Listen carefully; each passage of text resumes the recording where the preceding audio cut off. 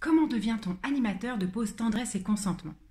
Pour les autres animateurs d'ateliers câlins, etc., je ne sais pas, mais moi j'ai choisi de me former avec les leaders mondiaux, avec ceux qui ont inventé même le concept il y a près de 20 ans aux États-Unis. C'est-à-dire que je me suis formée auprès de cuddleparty.com. Je suis la première française certifiée de cette approche. Et comment ça se passe?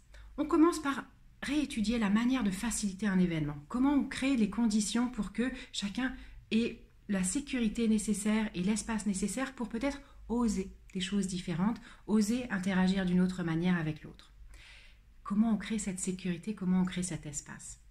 La deuxième chose ensuite, une fois qu'on a acquis cette théorie, c'est passer à la pratique bien sûr. Et donc dans le processus, on a au moins 3 sessions à animer sur laquelle il y a un certain nombre de personnes nécessaires.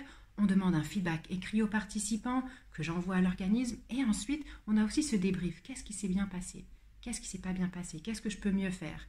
Et donc, on est accompagné avec Adam Pohlman et Madeleine Cunazo, qui sont 2 personnes que je trouve extraordinaires dans leur capacité à accompagner et à faire monter en compétences, et qui nous aident à voir comment on peut évoluer pour offrir cet espace le plus sécure et le plus joyeux en même temps pour les participants.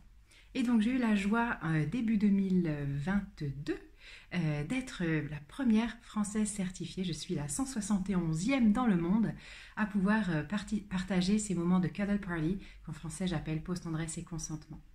C'était important pour moi de faire tout ça pour pouvoir offrir l'espace le plus sûr pour tout le monde.